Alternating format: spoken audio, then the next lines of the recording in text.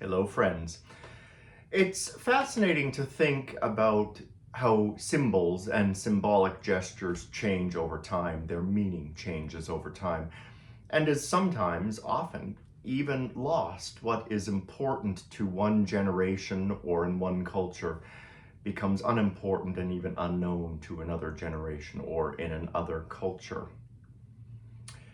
I was thinking about fashion, obviously, over the last few days because I was working some observances into my sermon on Sunday about the fashion industry.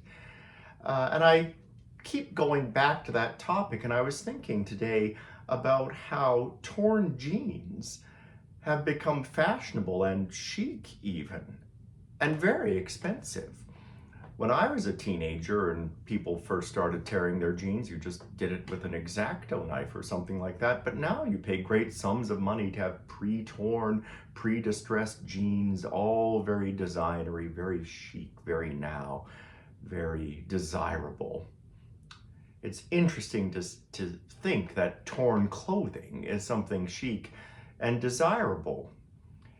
Why am I talking about torn clothing? Well, because torn clothing, or the idea of tearing clothes, is a Lenten idea. At least it figures in a lot of our Lenten readings and liturgies. Ash Wednesday begins, for example, with some words from the prophet Joel where God's faithful people are told to rend their hearts and not their garments. In the ancient world, at times of grief or distress, trouble, sadness, sorrow, people would tear their garments, would rend their garments as an outward symbol of the inward distress and pain that they were feeling, that sort of torn heart or the torn spirit, expressed in this very immediate and physical way. But it was sort of a performative act. And so the prophet Joel is saying that God doesn't really want performative acts. He doesn't want us just to walk around with symbolically torn clothes. He wants us to rend our hearts. That is, the transformation should be within.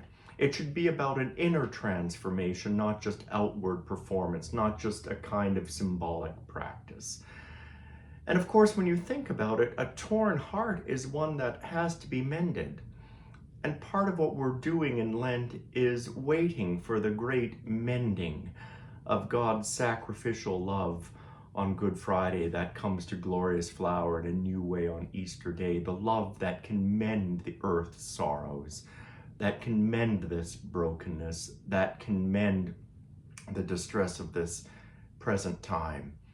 But in order for that mending to really take root, it has to take root in each and every one of us. And so the idea of rending our hearts, opening our hearts, tearing our hearts open so that the crucified may come in and mend them and make us anew, is a powerful image indeed, one that I hope will resonate with you as you move through the rest of the day.